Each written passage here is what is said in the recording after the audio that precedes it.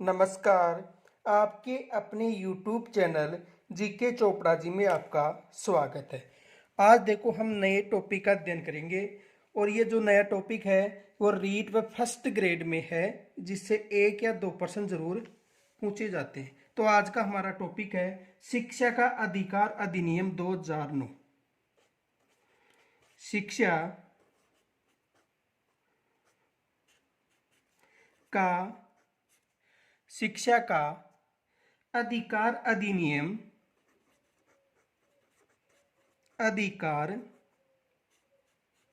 अधिनियम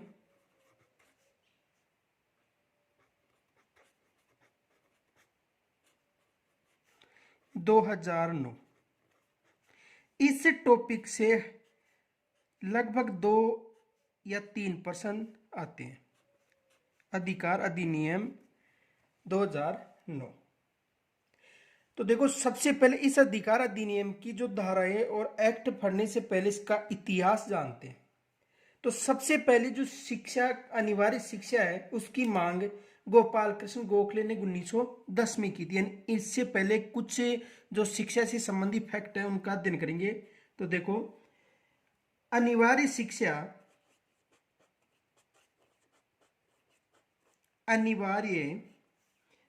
की मांग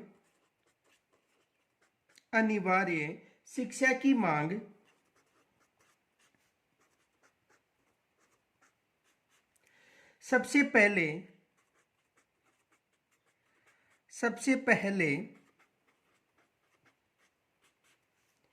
गोपाल कृष्ण गोखले ने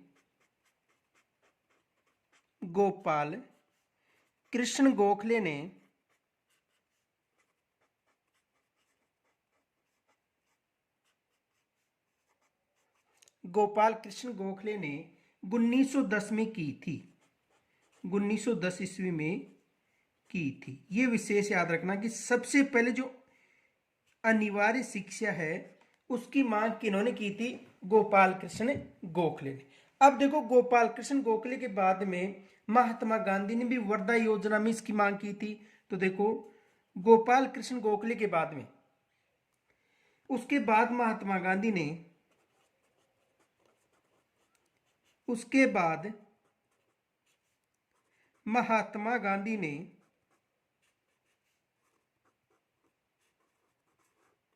महात्मा गांधी ने 1937 ईस्वी में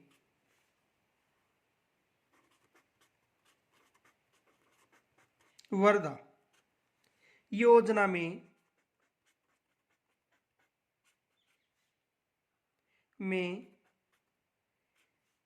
की थी। देखो, सबसे पहले किन्होंने की थी? गोपाल कृष्ण गोखले ने। और गोपाल कृष्ण गोखले के बाद में वर्धा में किन्होंने की थी? महात्मा गांधी ने। अब देखो, वर्धा जो योजना है वो क्या है? देखो, नोट,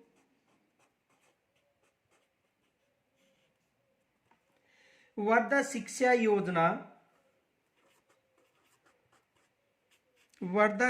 योजना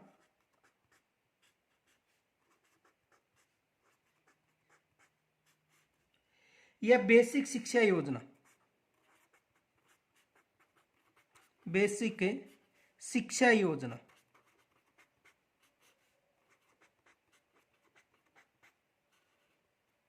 देखो, वर्धा शिक्षा योजना को ही बेसिक शिक्षा योजना कहा जाता है। तो इस योजना में देखो क्या कहा गया था? किस योजना में? वर्धा शिक्षा योजना में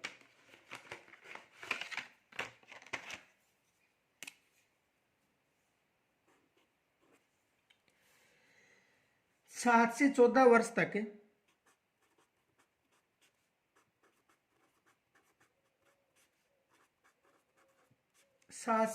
वर्ष तक निःशुल्क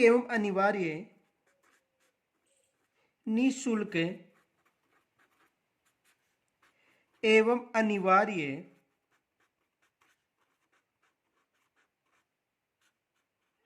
अनिवार्य शिक्षा, मातृभाषा शिक्षा। देखो, वर्धा शिक्षा योजना या बेसिक शिक्षा, कोई सा भी नाम आ सकता है। इसमें इस योजना में देखिए तो 7 से लेकर 14 वर्ष तक के बच्चों को निःशुल्क और अनिवार्य शिक्षा के लिए पहल की गई थी। इनके अलावा जो शिक्षा है वो मातृभाषा में दी जाए, किसमें दी जाए, मातृभाषा में शिक्षा। तो मातृभाषा में शिक्षा की बात की गई थी, यानी शिक्षा किस भाषा में दी जाए, मातृभाषा में शिक्षा दी जाए। और जो शिक्षा है वो शिल्प कौशल व हस्त कौशल पर बल दिया गया था। शिल्प कौशल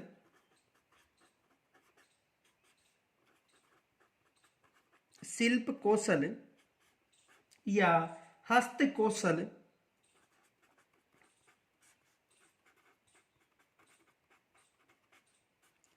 हस्त कौशल शिक्षा पर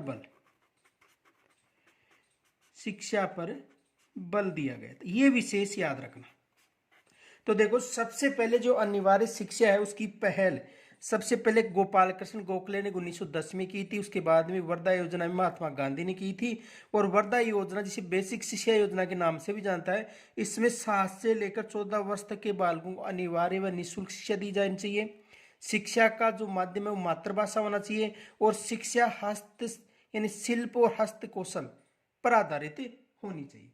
आगे देखो उसके बाद में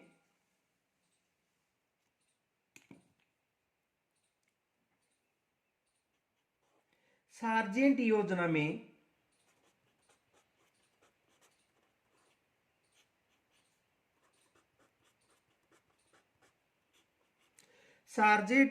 में जो 1944 में आई थी में भी इस शिक्षा के लिए विशेष पहल की गई थी। तो देखो सार्जेंट जो योजना 1944 थी, तो देखो इस योजना में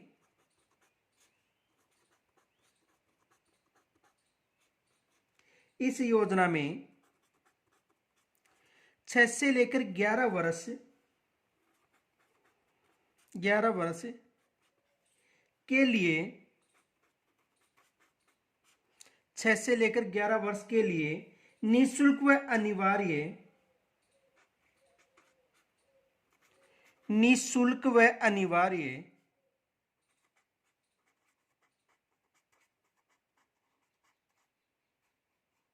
अनिवार्य शिक्षा की बात कही गई थी। यानी सार्जेंट योजना 1944 में आई थी और इस योजना में भी 6 से लेकर 11 वर्ष तक के बालकों के लिए निःशुल्क शिक्षा की बात कही गई थी। तथा इसके अलावा 11 से लेकर 17 वर्ष के बच्चों को व्यावसायिक शिक्षा का प्रावधान किया जाए। के बच्चों को व्यावसायिक शिक्षा का प्रावधान किया जाए।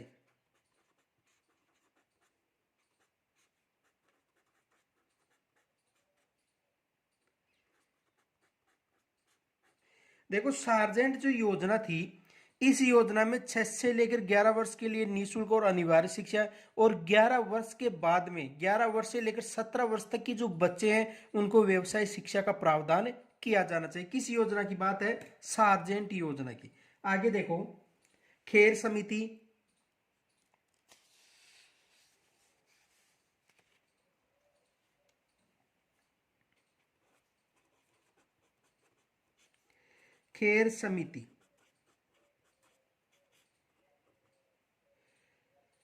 देखो जो खेर समिति है इसमें सार्वभौमिक शिक्षा की पहल की गई थी। इसमें किसकी बात की गई है, सार्वभौमिक शिक्षा की। तो खेर समिति इस समिति में या इस योजना में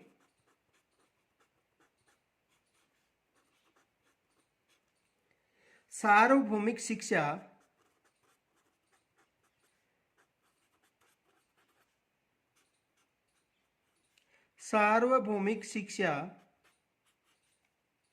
की पहल की गई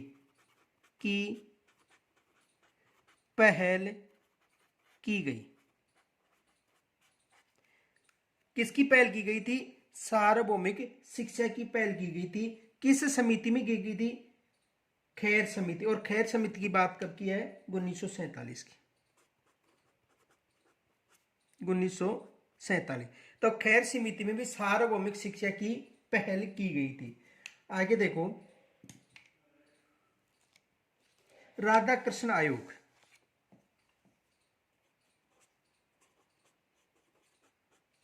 राधा कृष्ण आयोग, और ये 1948 49 में आया था राधा कृष्ण आयोग।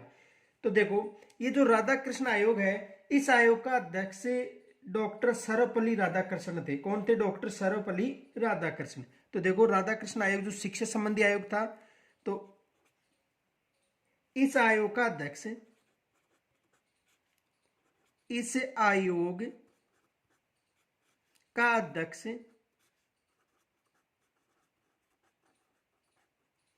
डॉक्टर सर्वपल्ली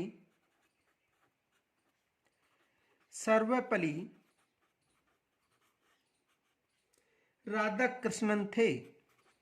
राधाकृष्णन थे, यानी राधा कृष्ण आयोग का अध्यक्ष कौन था? डॉक्टर सर्वपल्ली राधाकृष्णन। और इस आयोग का सचिव श्री निर्मल कुमार थे। इस आयोग का सचिव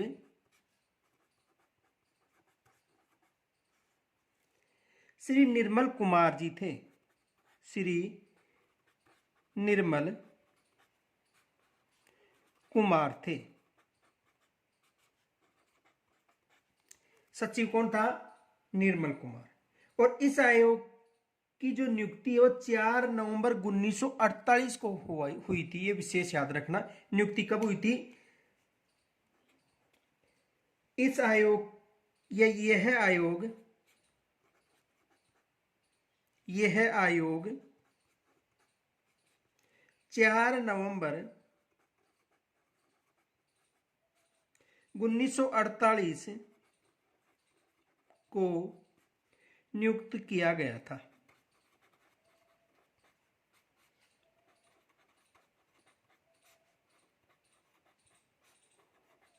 कब किया गया था?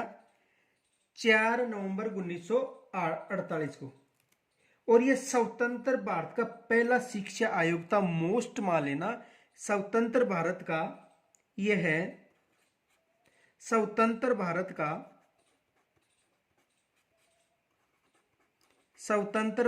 का पहला शिक्षा आयोग था। पहला शिक्षा आयोग था, यानी स्वतंत्र भारत का यह पहला शिक्षा आयोग था। और इस आयोग में सदस्यों की संख्या कितनी थी? 10 थी। इस आयोग में 10 सदस्य थे। कितने सदस्य थे? 10 सदस्य। तो जो राधा कृष्ण आयोग 1948-49 की बात है, स्वतंत्र भारत का पहला शिक्षा आयोग था। अध्यक्ष था डॉक्टर सर्वपल्ली राधाकृष्णन, सचिव था निर्मल कुमार, और इसकी नियुक्ति हुई थी 4 नवंबर 1948 को। आगे देखो,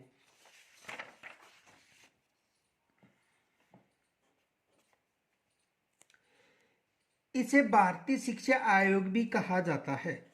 इसे भारतीय शिक्षा आयोग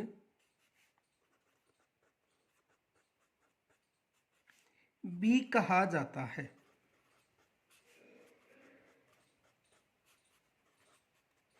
कौन सा शिक्षा आयोग? भारतीय शिक्षा आयोग भी कहा जाता है। और इस आयोग में यह उल्लेख था, देखो, यानी कहने का मतलब यह कहा गया था कि विश्वविद्यालय से पूर्व शिक्षा 12 वर्ष की हो। विश्वविद्यालय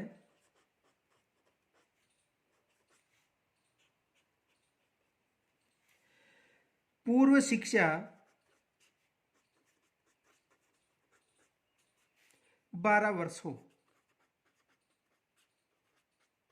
कितने वर्ष की हो? 12 वर्ष। और शिक्षा समवर्ती सूची में शामिल हो। शिक्षा किस सूची में शामिल हो? समवर्ती सूची में। शिक्षा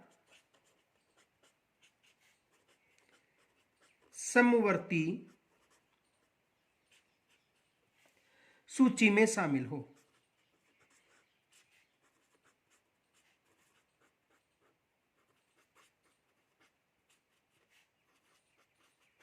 शिक्षा किस में शामिल हो? समवर्ती सूची में। तो राधाकृष्ण आयोग 1948-49 में आया था। आगे देखो, मुदालिर आयोग का गठन।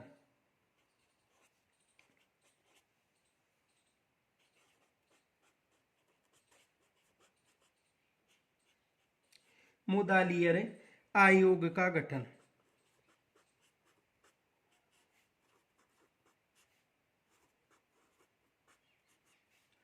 1952। मुदालिर आयोग का गठन 1952। देखो, जो मुदालिर आयोग है इसे माध्यम शिक्षा आयोग के नाम से भी जाना जाता है। देखो, इसे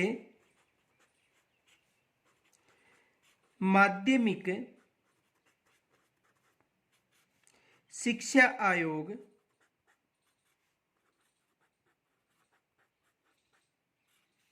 के नाम से भी जाना जाता है।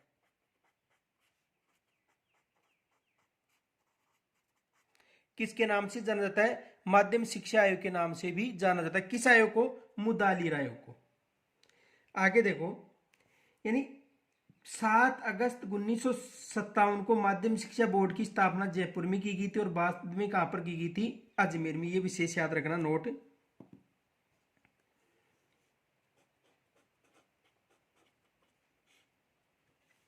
7 अगस्त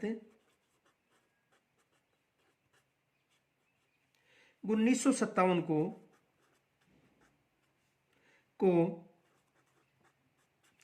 माध्यमिक शिक्षा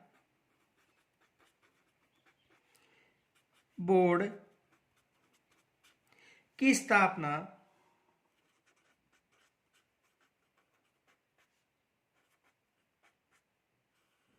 जयपुर में की गई थी। यानी जो मुदालिर आयोग है माध्यमिक शिक्षा आयोग के नाम से भी जाना जाता है। और नोट विशेष याद रखना, 7 अगस्त 1957 को माध्यमिक शिक्षा बोर्ड की स्थापना कहां पर की गई थी? जयपुर में। और बाद में इसे कहां पर स्थानांतरित कर दिया था? अजमेर में। बाद में अजमेर में स्थापित कर दिया था। बाद में कहां पर स्थापित कर दिया था? अजमेर में। आगे देखो,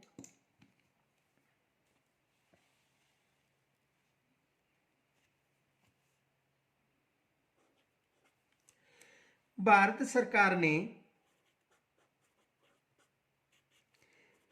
सरकार ने 23 सितंबर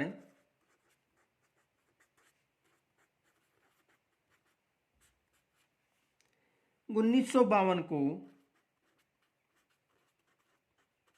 23 सितंबर 1952 को डॉक्टर लक्ष्मण स्वामी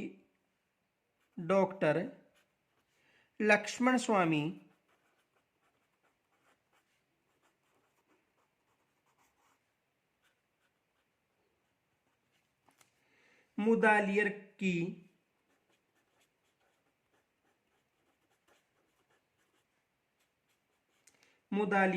की अध्यक्षता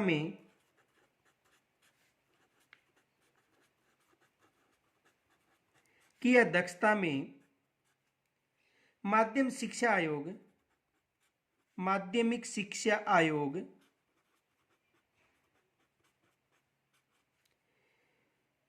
का गठन किया गया।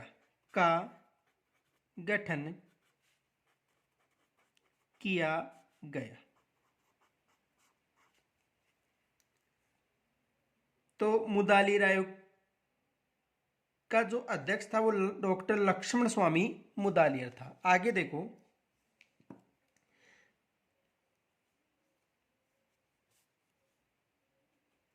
उन्नीस में माध्यमिक शिक्षा परिषद का गठन किया गया। 1958 में माध्यमिक शिक्षा परिषद का गठन किया गया। कब किया गया था? 1958 में। और एनसीईआरटी का गठन 1961 में किया गया था। एनसीईआरटी का गठन 1961 में किया था। कब किया गया था? 1961 में। आगे देखो, कोठ्यारी शिक्षा आयोग, कोठ्यारी शिक्षा आयोग 1964 से 66। देखो, कोठ्यारी शिक्षा आयोग यानी कहने का मतलब मुदालिर आयोग के बाद में माध्यम शिक्षा आयोग परिषद का गठन, फिर एनसीईआरटी का गठन 1961 में हुआ था। और कोठ्यारी शिक्षा आयोग कब आया था? 1964 से 66 के मध्य। तो देखो, ये जो कोठ्यारी आयोग आया था इसका अध्यक्ष दौलत सिंह कोठ्यारी था। अध्यक्ष कौन था? दौलत सिंह कोठ्यारी। अध्यक्ष दौलत सिंह कोठ्यारी। दौलत सिंह कोठ्यारी था। अध्यक्ष कौन था? दौलत सिंह कोठ्यारी अध्यक्ष था। और इस कोठ्यारी शिक्षा आयोग में यह कहा गया कि जो शिक्षा है वो मातृभाषा में और नैतिक शिक्षा पर बल दिया गया था। शिक्षा की भाषा कौन सी हो? मातृभाषा। मातृभाषा शिक्षा का प्रावधान, शिक्षा का प्रावधान कौन सी शिक्षा का प्रावधान? मात्र शिक्षा का प्रावधान। और शिक्षा नैतिक शिक्षा पर बल दिया जाए। किस शिक्षा पर? नैतिक शिक्षा पर। नैतिक शिक्षा पर बल। इन बातों का उल्लेख किया था कि इन्होंने कोठ्यारी शिक्षा आयोग में। आगे देखो, 1968 में राष्ट्रीय शिक्षा नीति आई। 1968 में राष्ट्रीय शिक्षा नीति, राष्ट्रीय शिक्षा नीति। और जो 1968 में राष्ट्रीय शिक्षा नीति आई थी, उन्होंने इस शिक्षा नीति में 14 वर्ष तक के बच्चों के लिए निःशुल्क और अनिवार्य शिक्षा का प्रावधान था। यानी जो 1968 की राष्ट्रीय शिक्षा नीति आई थी, तो इस शिक्षा नीति में 14 वर्ष तक निःशुल्क तक के बच्चों को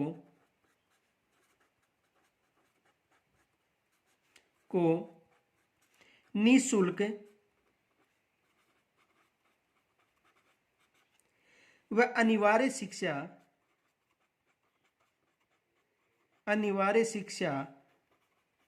का प्रावधान किया गया था। यानी 14 वर्ष तक के बच्चों को निःशुल्क और अनिवार्य शिक्षा का किसमें? राष्ट्रीय शिक्षा नीति 1968 में। आगे देखो, 1986 शिक्षा नीति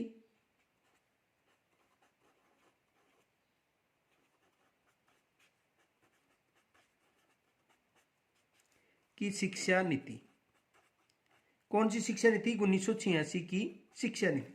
और 1986 की जो शिक्षा नीति थी उसमें देखो क्या क्या प्रावधान था। यानी 10+2+3 की नीति पर जोर, की नीति पर। शिक्षा की नीति कौन सी थी? 10+2+3।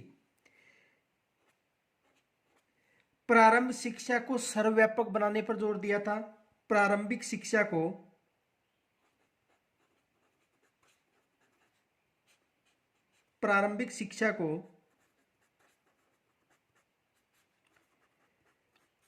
सर्वव्यापक बनाने पर जोर दिया था,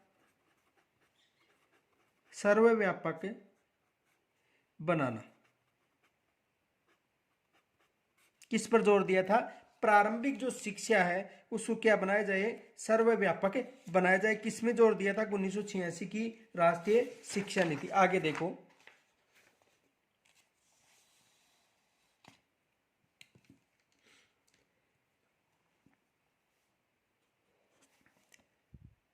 उन्नीस सौ 93 में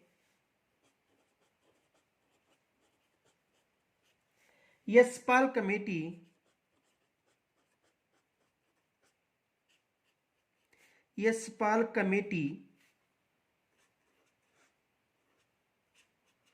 कौन सी कमेटी थी? यशपाल कमेटी। शिक्षा बिना बोझ की रिपोर्ट, शिक्षा बिना बोझ की रिपोर्ट।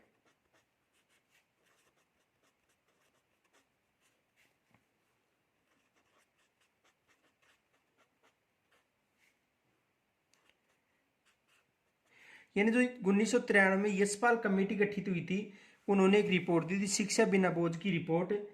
और ये रिपोर्ट कब प्रस्तुत की गई थी? 2000 में। रिपोर्ट कब प्रस्तुत की गई थी?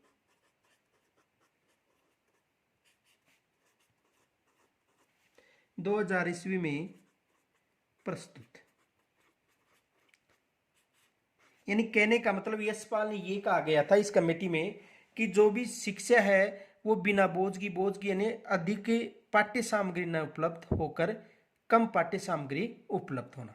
आगे देखो,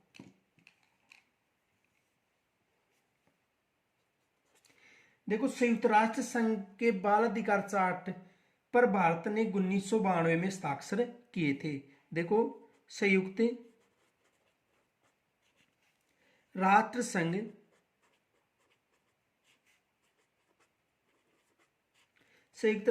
के बाल अधिकार चार्टर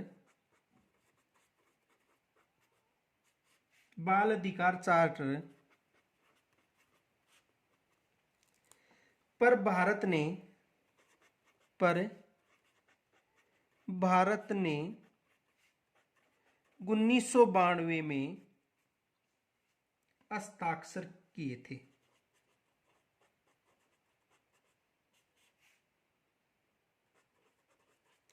यानी जो संयुक्त राष्ट्र संघ का एक बाल अधिकार चार्ट था उस पर भारत ने कब हस्ताक्षर किए थे? 1992 में। देखो नोट,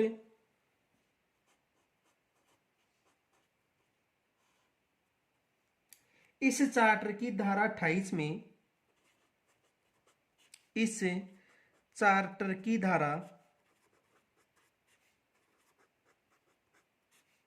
28 में, कौन सी धारा थी? 28 में प्राथमिक शिक्षा को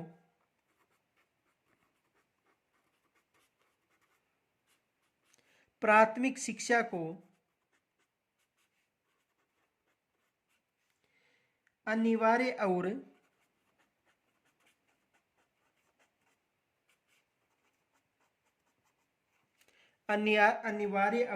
निःशुल्क बनाने का प्रावधान किया गया। निःशुल्क बनाने का प्रावधान किया गया।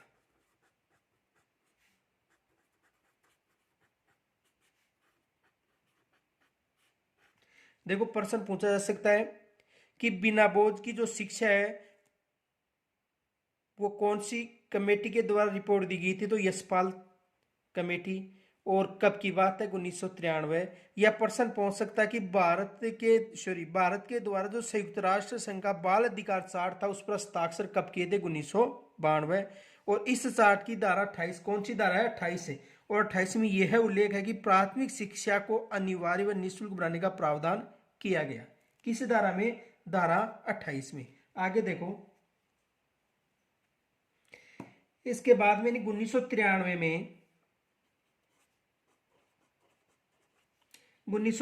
में उच्चतम न्यायालय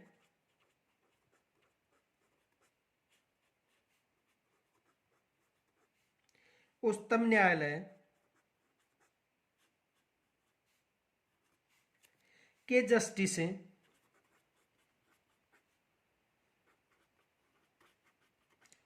यानी 1993 उच्चतम न्यायालय के जस्टिस उन्नी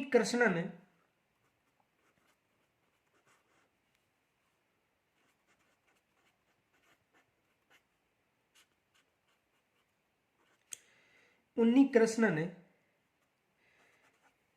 फैसला जिसमें संविधान के अनुच्छेद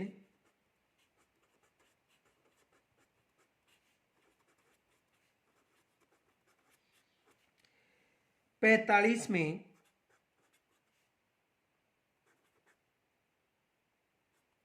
निर्देशित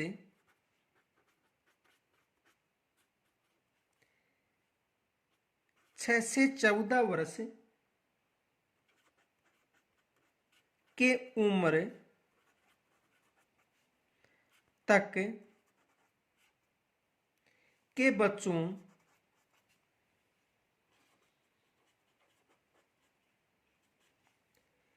की शिक्षा को मौलिक अधिकार यानी 6 से 14 वर्ष की उम्र तक के बच्चों की शिक्षा को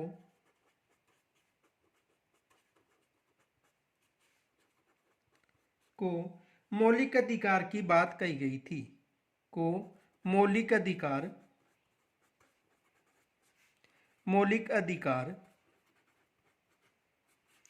की बात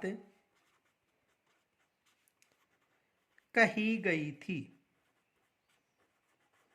देखो इसे समझो, यानी 1993 की बात है और उच्चतम न्यायालय का जस्टिस कौन था? उन्नी कृष्णन।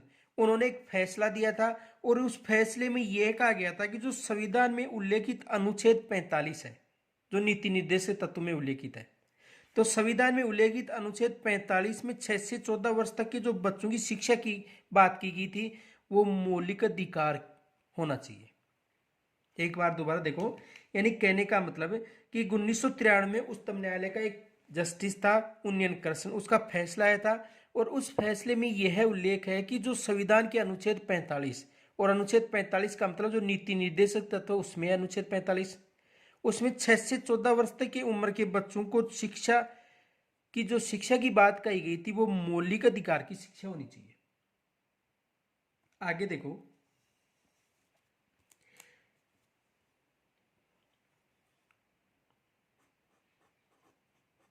नोट, उन्नी कृष्ण बनाम आंध्र प्रदेश, उन्नी कृष्णन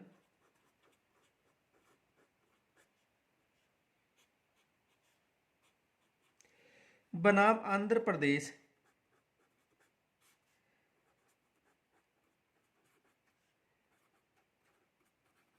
बनाम आंध्र प्रदेश राज्य वाले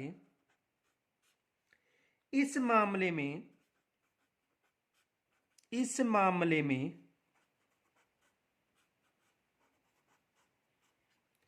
उच्चतम न्यायालय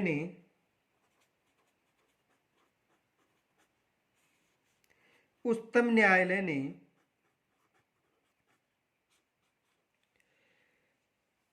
जो फैसला दिया था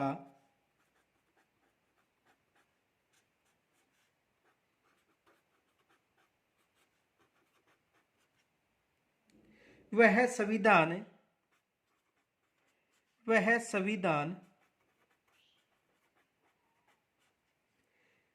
के भाग 4 के अनुच्छेद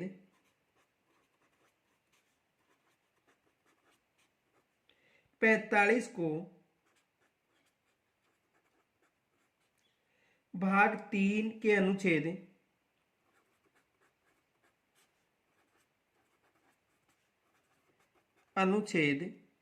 21 के साथ 21 के साथ मिलकर पढ़ा जाना चाहिए।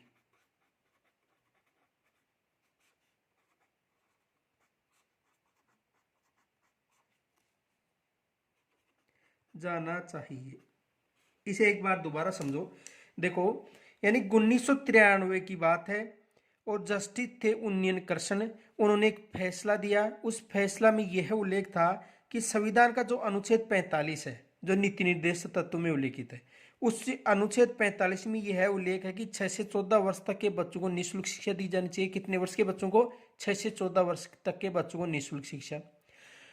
और इस फैसले में यह कहा गया कि जो नीति निर्देशक तत्व में उल्लेखित है उसे मौलिक अधिकार के रूप में पढ़ा जाना चाहिए। यानी उन्नियन कृष्ण बनाम आंध्र प्रदेश राज्य वाले मामले में उच्चतम न्यायालय ने जो फैसला दिया वह संविधान के भाग 4 के अनुच्छेद 45, भाग 4 में नीति निर्देश तत्व है का अनुच्छेद कौन सा है? 45। भाग 3 में क्या है? मौलिक अधिकार। और अनुच्छेद 21 के साथ जो वर्तमान में शिक्षा का अधिकार का उल्लेख मिलता है मौलिक अधिकार के अनुच्छेद 21 के में, इनको एक साथ मिलाकर पढ़ना चाहिए। यहां तक समझ में आ गया होगा। आगे देखो,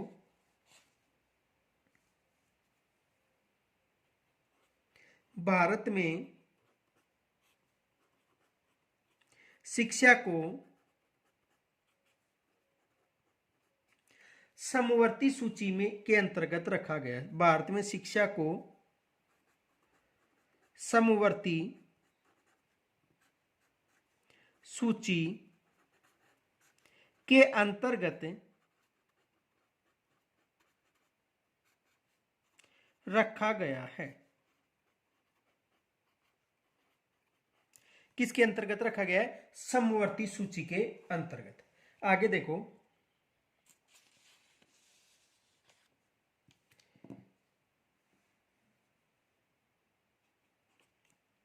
संविधान के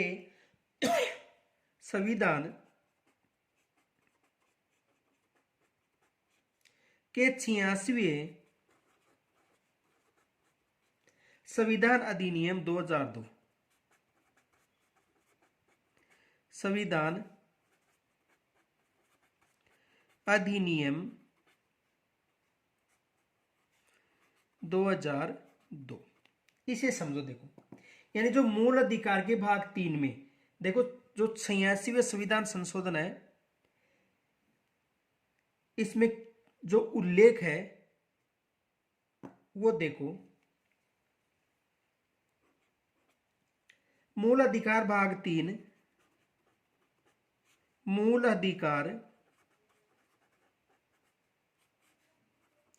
भाग 3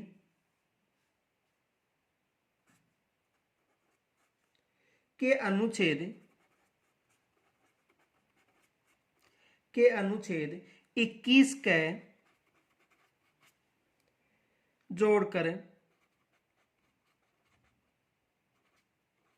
21 के जोड़कर यह प्रावधान किया गया, यह प्रावधान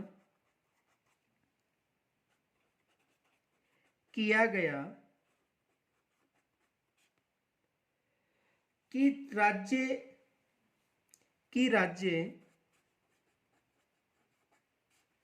6 से 14 वर्ष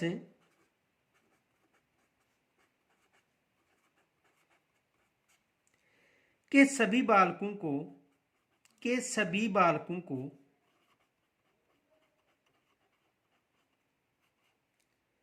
को निःशुल्क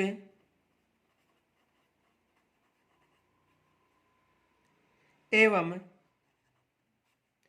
अनिवार्य शिक्षा उपलब्ध कराएगा। अनिवार्य शिक्षा उपलब्ध कराएगा।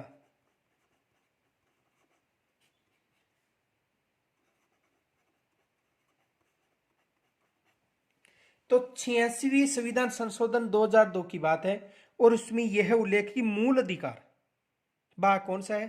3। और मूल अधिकार कहां से ले गए हैं? संयुक्त राज्य अमेरिका से। तो मूल अधिकार के भाग 3 के अनुच्छेद 21 के जोड़कर यह प्रावधान किया गया कि 6 से लेकर 14 वर्ष के सभी बालकों को निःशुल्क और अनिवार्य शिक्षा उपलब्ध कराए। आगे देखो, नीति निर्देशक तत्व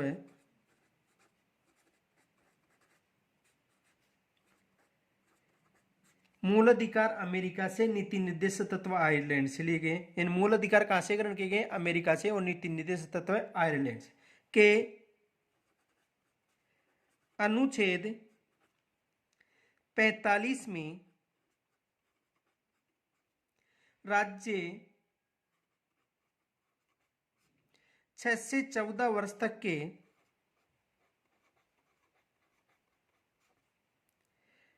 के बालकों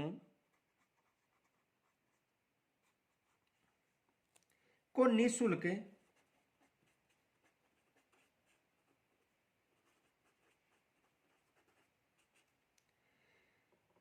व अनिवार्य शिक्षा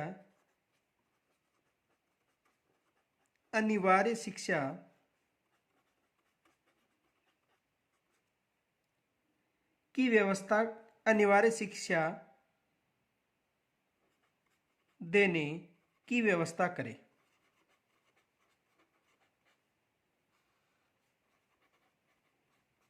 देखो, यानी नीति निर्देश तत्व जो आयरलैंड से ग्रहण किए गए थे कि अनुच्छेद 45 में यह उल्लेख है कि 6 से लेकर 14 वर्ष तक के बालकों को निःशुल्क और अनिवार्य शिक्षा उपलब्ध कराई। आगे देखो,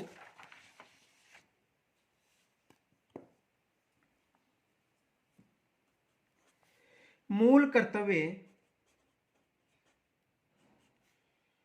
और मूल कर्तव्य रूस से लिए गए हैं या सोवियत संघ से? मूल कर्तव्य रूस या सोवियत संघ की बात है। मूल कर्तव्य के अनुच्छेद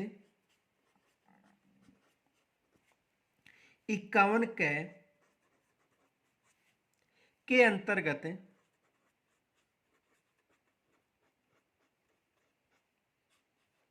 के अंतर्गत 11वां मूल कर्तव्य कौन सा मूल कर्तव्य? 11वां मूल कर्तव्य जोड़ा गया।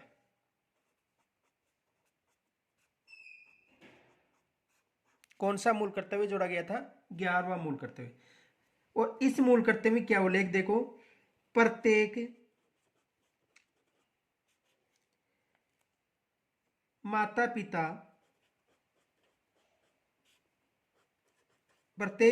पिता या संरक्षक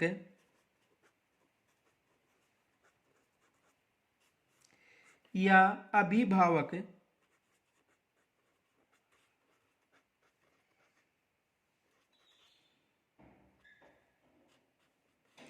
माता पिता हो या संरक्षक हो या अभिभावक को अपने 6 से 14 वर्ष तक की उम्र के बच्चों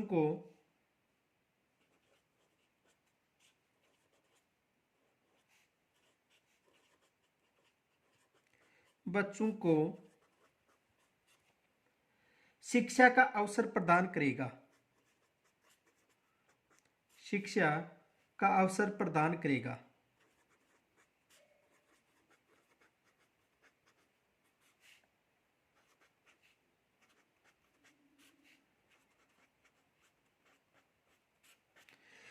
तो देखो, मूल अधिकार का अनुच्छेद 21 क, नीति निर्देशक का अनुच्छेद 45 और मूल कर्तव्य का अनुच्छेद 51 क, और भाग कौन सा जोड़ा गया था उसमें? 11। तो इनमें निःशुल्क शिक्षा की बात की गई है। आगे देखो,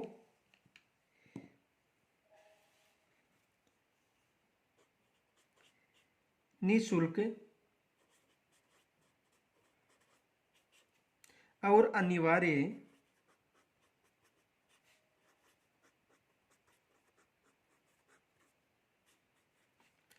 बाल शिक्षा अधिकार अधिनियम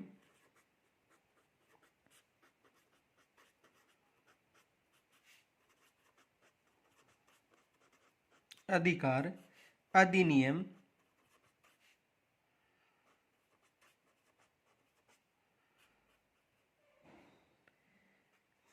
2009 यानी निःशुल्क अनिवार्य बाल शिक्षा अधिकार अधिनियम 2009। और हमारे जो एग्जाम है उसमें यहां से प्रश्न पूछा जाता है। देखो इसके बाद में जो भी उल्लेख है वहां से इम्पोर्टेंट माना। ये पीछे तो जो शिक्षा है उसकी रूपरेखा थी और यहाँ से हमारे एग्जाम में 1 या 2 प्रश्न आते हैं। तो देखो यानी जो निःशुल्क और अनिवार्य बाल शिक्षा अधिकार अधिनियम है, इसका प्रस्ताव राज्यसभा में 20 जुलाई को, लोकसभा में 4 अगस्त को और राष्ट्रपति के द्वारा 26 अगस्त 2009 को इस अधिनियम को पारित किया गया था। तो देखो सबसे पहले राज्यसभा 20 जुलाई, राज्यसभा में कब पारित हुआ था? 20 जुलाई को। लोकसभा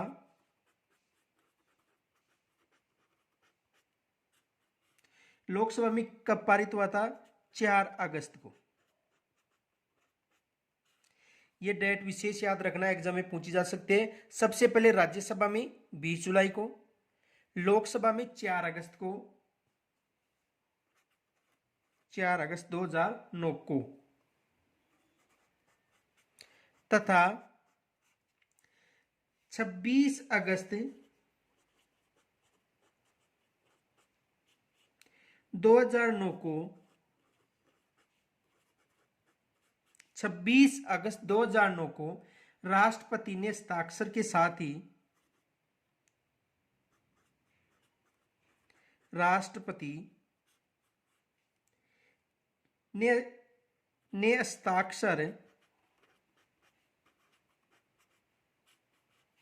के साथ ही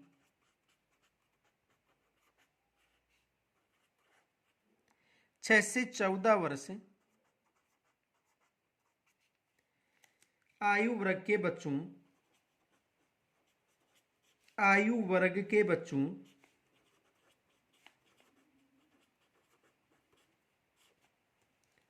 को शिक्षा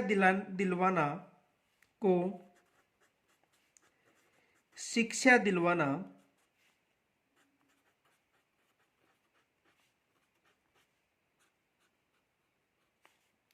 केंद्र सरकार का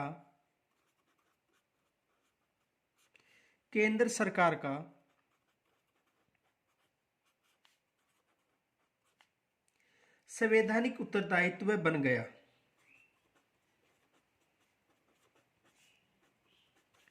संवैधानिक उत्तरदायित्व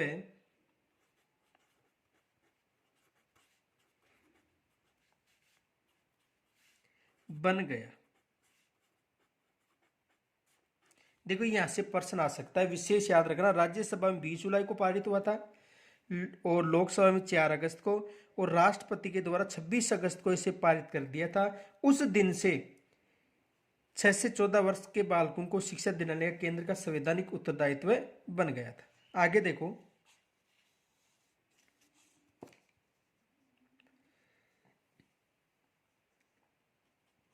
निःशुल्क एवं अनिवार्य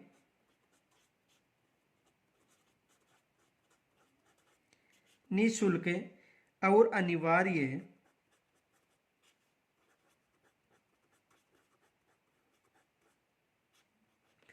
अनिवार्य बाल शिक्षा का अधिकार अधिनियम, बाल शिक्षा का अधिकार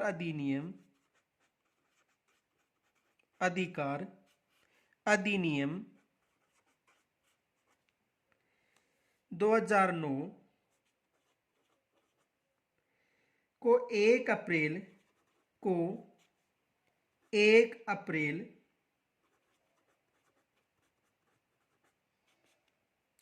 2010 से लागू, देखो कब किया गया था? 1 अप्रैल 2010 से, जम्मू कश्मीर को छोड़कर।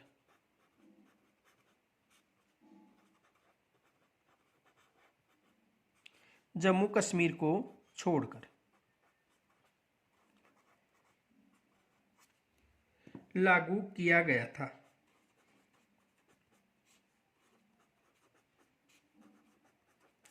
यानी ये जो अधिकार अधिनियम था संपूर्ण भारत में 1 अप्रैल 2010 से लागू हो गया था।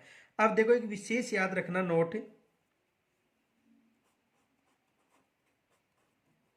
वर्तमान में यह अधिनियम जम्मू कश्मीर में भी लागू है। नोट, वर्तमान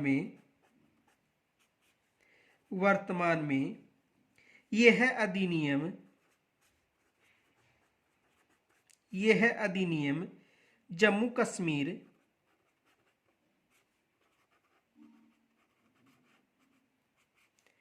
में भी लागू है। वर्तमान में जम्मू कश्मीर में भी लागू है। और एक विशेष याद रखना, ये जो अनिवार्य अधिनियम है इसको अपनाने वाला भारत 135वां राष्ट्र था। ये विशेष याद रखना। देखो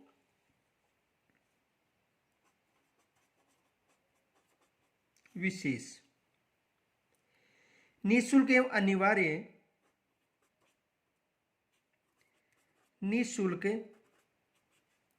एवं अनिवार्य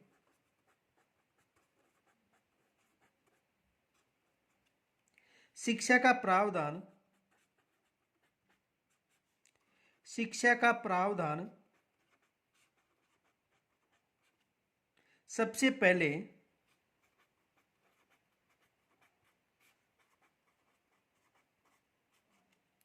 नॉर्वे देश ने किया था। नॉर्वे देश ने किया था। ये विशेष याद रखना कि संपूर्ण विश्व में पूछे तो पहला राष्ट्र कौन सा है? नॉर्वे। और भारत कौन सा देश है? 135वां। भारत 135वां देश है। देखो विश्व में सबसे पहले अपनाने वाला राष्ट्र कौन था? नॉर्वे। और भारत कौन सा राष्ट्र है?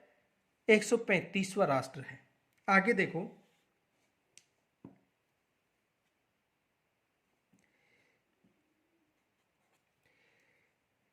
निःशुल्क और अनिवार्य बाल शिक्षा अधिकार अधिनियम, बाल शिक्षा अधिकार अधिनियम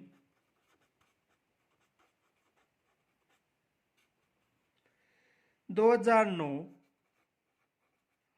की धारा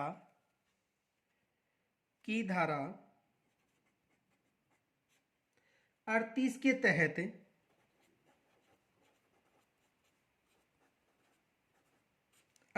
तहत ये विशेष याद रखना पूछी जा सकती है कि कोई भी राज्य किस धारा के तहत अपनाया था। तो धारा 38 के तहत राजस्थान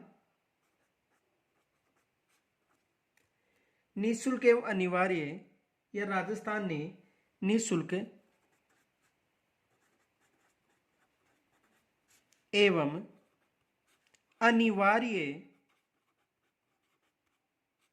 अनिवार्य शिक्षा का अधिकार अधिनियम, अनिवार्य शिक्षा का अधिकार अधिनियम, अधिकार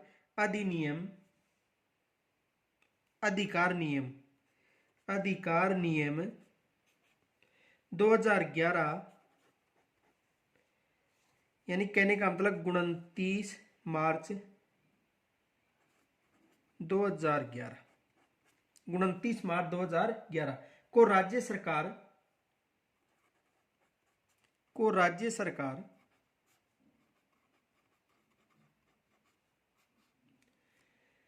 द्वारा अधिसूचना जारी करके, राज्य सरकार द्वारा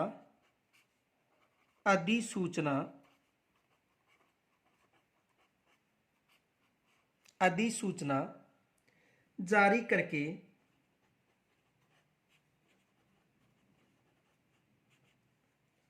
1 अप्रैल 2011 को लागू कर दिया। 1 अप्रैल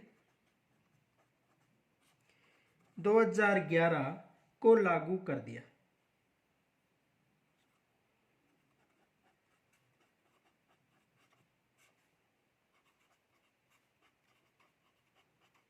देखो इसे समझो, यानी कहने का मतलब निःशुल्क और अनिवार्य बाल शिक्षा अधिकार अधिनियम 2009 की बात है, जिसे धारा 38 के तहत राजस्थान निःशुल्क एवं अनिवार्य बाल शिक्षा अधिकार अधिनियम 2011 को राज्य सरकार द्वारा अधिसूचना जारी करके 1 अप्रैल 2011 को लागू कर दिया था। कब किया था? 1 अप्रैल 2011 को।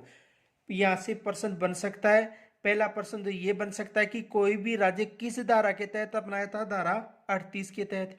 राजस्थान में निःशुल्क शिक्षा अधिकार अधिनियम 2009 कब लागू हुआ था? 1 अप्रैल 2011। आगे देखो,